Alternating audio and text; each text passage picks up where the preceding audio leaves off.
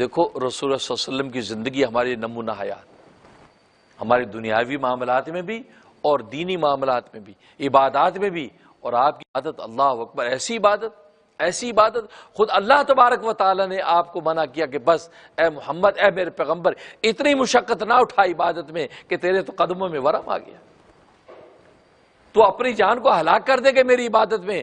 گویا کہ دیکھو آپ کی عبادت کی شان کہ خود معبود کو کہنا پڑ گیا کہ بس بہت عبادت تو نے کر لی، اب عبادت ہلکا، اتنا نہیں، ساری رات کھڑا ہو، تیرے پاؤں میں ورم آ گئے ہیں، ساری رات تو مجھے پکارتا نہیں، اپنے آپ کو آرام بھی دے. قرآن میں خود اللہ نے روک دیا یہ عبادت. تو ہمارا پیغمبر ایسی عبادت کرے کہ جو بخشایا ہے. صحابہ نے کہا یا رسول اللہ آپ تو بخشائے ہیں، آپ اتنی مشقت عبادت میں کیوں اٹھاتے ہیں؟ فرمایا کیا جس اللہ نے مجھے وہ مقام بخشائے کا عطا کیا، کیا میں اس کا شکر گزار بندہ نہ بنوں؟ یہ عبادت شکر ہے، یہ شکر کی عبادت ہے کہ جسے مجھے اتنا بڑا مقام دیا، میرے اگلے پیچھے ساری لغزشیں معاف کر دی اور مجھے اس قدر سید المرسلین بنا دیا. تو شکر کا حق یہ ہے کہ میں راتوں میں کھڑے ہو کے اس خدا کے سامنے روتا نظر آؤں. جب اس عبادت کے پیٹرن کو صحابہ نے سیکھا تو صحابہ نے جب نمازیں پڑھی، اللہ اکبر، ایسی نمازیں، حذیفہ بن یمان رضی اللہ تعالیٰ عنہ اللہ اکبر کر کے نماز میں کھڑے ہیں، اپنے گھنے باغ کے اندر ہیں. ان کا باغ اتنا گھنا باغ کہ ایک دوسرے کے ساتھ پتے پھنسے ہوئے ہیں، ٹانیاں پھنسی ہوئی ہیں. دوران نماز کے اندر ان کو سرسراہٹ محسوس ہوئی، انہوں نے نگاہ اٹھائی تو دیکھا ایک چڑیا پتوں میں پھنسی ہوئی ہے. اتنا گھنا باغ کہ وہ چڑیا نکل نہیں سکی. تو نماز کے اندر یہ خیال آیا کہ واہ حذیفہ، کیا تیرا گھنا باغ، کیا گھنا باغ ہے تیرا. اتنا خیال آیا فوراً تب بھی، ارے میں تو اللہ کے سامنے کھڑا ہوں، اپنی نماز پوری کی.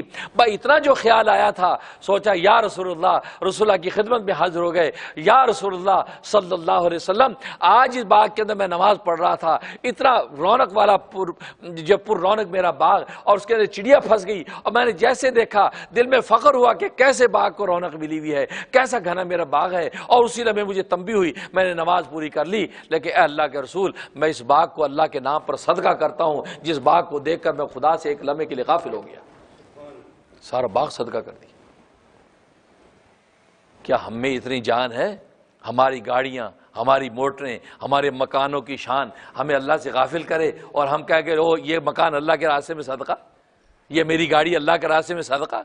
نہیں، ہمیں صدقہ کرنے کی ضرورت نہیں، لیکن اس گاڑی میں بیٹھ کے خدا کو یاد کر لیا تو اللہ کہہ کہ حق پورا کر دیا.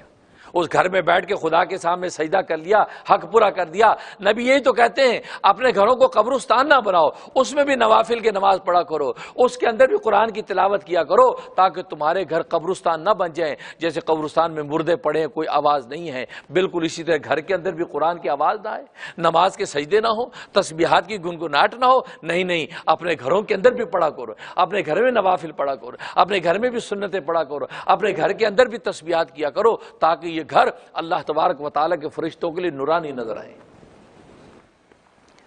دیکھو صحابہ نے کیسی نماز سیکھی. نبی کی نماز کو دیکھ کر اپنی نماز کا عالم یہ ہے. حضرت علی مرتضیٰ باب العلم والقضاء فرماتے ہیں کہ جب نماز کی حالت میں کھڑا ہوتا ہوں تو پھر دنیا مافیا کی مجھے کوئی خبر نہیں ہوتی.